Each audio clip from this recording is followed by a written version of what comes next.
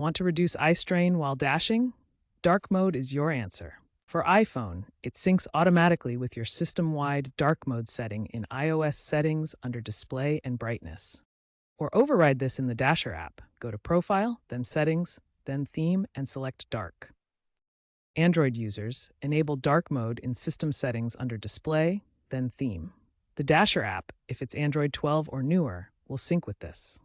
If you want app-specific control, use the app's menu 3 dots, go to Settings, then Appearance, then Dark Mode. It's that easy. Dark mode isn't just for looks. It reduces blue light exposure, which is great for nighttime driving and reduces eye strain. It also saves battery on phones with OLED screens because those dark pixels don't need to light up. Studies show this can extend battery life by 10 to 20%. Looking ahead, expect automatic dark mode based on driving conditions like time of day or GPS location. Also, sustainability trends may lead to eco mode, which further optimizes battery use.